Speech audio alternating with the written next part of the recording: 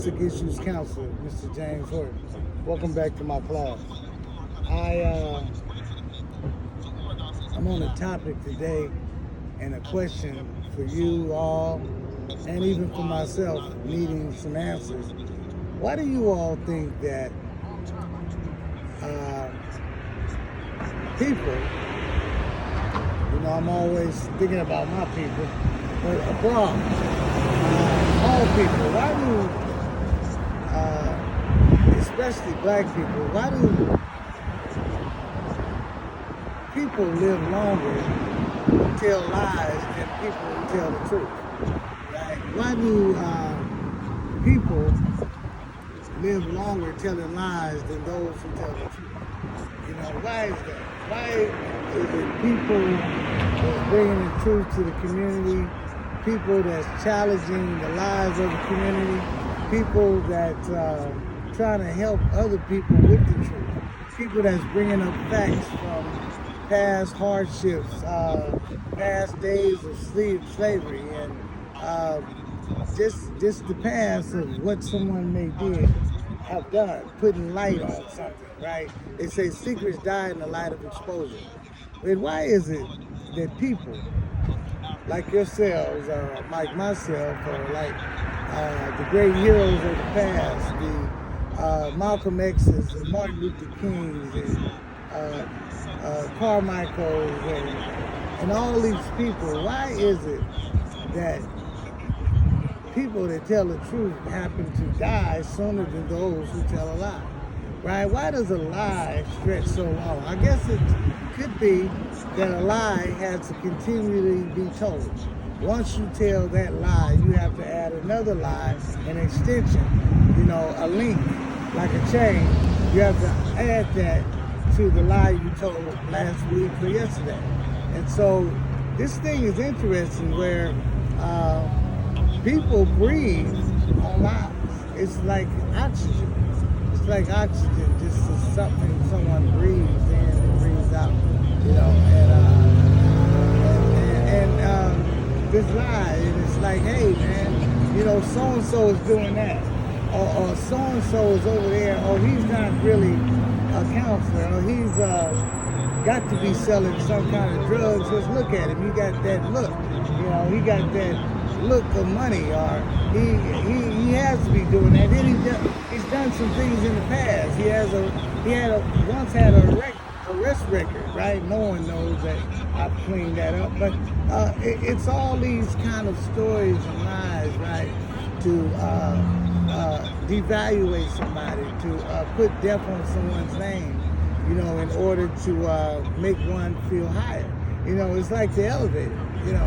Elevator seems to go up, right? It seems to go up when the weight comes down, right? They have, these are how most elevators were created in the beginning, to have some sort of very heavy weight drop, so the elevator extensions can pull the actual elevator compartment to a higher level, right? And so we dropping bombs on people, explosive bombs on, nuclear bombs on people, so we can elevate, or many people can elevate themselves. It's a very ugly thing.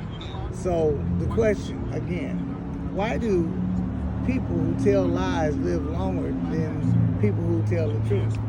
Why is that? It's exposure. It's like some people, even in their own sexuality, someone may have known something that someone participated in that they don't want the public to know. And once the public finds out, that could be someone's life. There's individuals that have done things and participated in things that are unhealthy in that area, and after the party's over, after the interaction is over, these people begin to think, they begin to say, I don't want to be exposed. Well, if you don't want to be exposed, I would say don't participate in the act. Because again, secrets die in the light of exposure. So I believe, and it takes a strong individual It's when we talk about strength, because strength is not always what we think it is. Some people confuse strength with having big muscles. Some people confuse strength with being very loud and stuff like that. And sometimes there's a difference. Many times, and there is a difference between strength and weakness, right? What looks like weakness actually may be strength. And what looks like strength is actually weakness. Like I spoke before, being loud.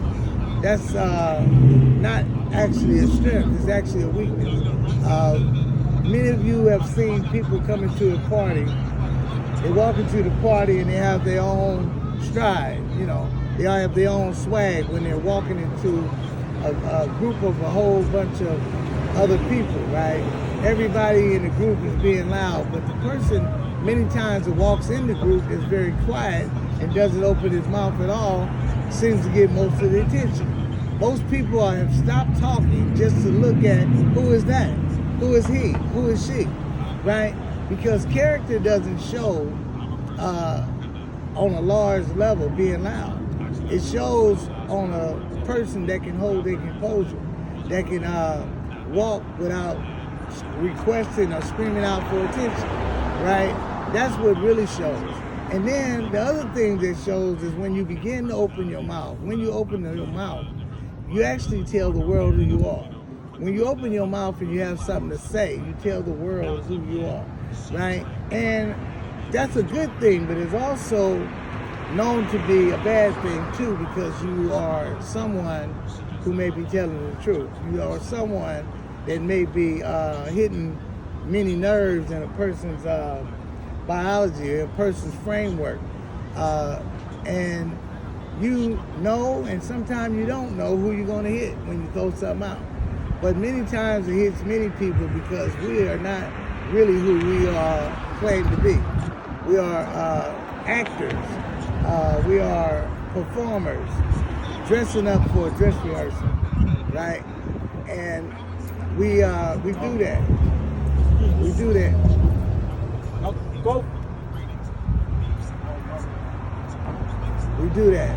So check yourself, address yourself, look yourself over, and find out who you want to be, and versus who you are portraying to be.